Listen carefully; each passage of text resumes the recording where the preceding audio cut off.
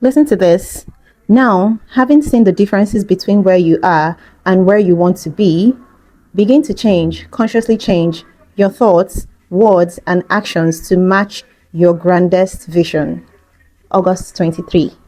This passage is, I'd say, a direct call to intentional living. And I think the word consciously is doing all the heavy lifting here, because change happens all the time. We change constantly through circumstance, through aging, through the slow drift of habits and patterns shifting over time. But that kind of change is passive. It happens to us rather than through us. What this passage is calling for is something completely different, and that is conscious change, deliberate, intentional. That eyes wide open change that starts from a clear vision of who you want to be and then works backwards into the specific thoughts you think, the specific words you speak, and the specific actions you take every single day. I don't know if I've just confused you guys, but yes.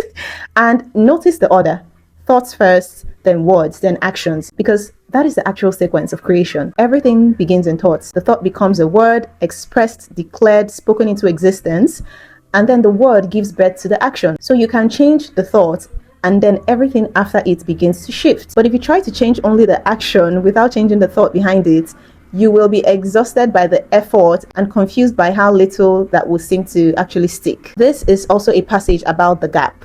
And every honest person knows their gap. That is the distance between who they are currently and who they know they are capable of being. Most people are aware of that gap, and only few people examine it honestly. And then some of us still go ahead to consciously close it, like this passage is saying. So today, don't just observe the gap between where you are and where you want to be. Do something about it consciously, deliberately, starting with the very next thought you think. Ask yourself, does this thought match my grandest vision of myself? And if it does not, change it there and then. Then carry that same intentionality into your words and your actions throughout the day, because the distance between who you are and who you want to be is closed by 1,000 small conscious choices made every minute and every day in your life, starting right now.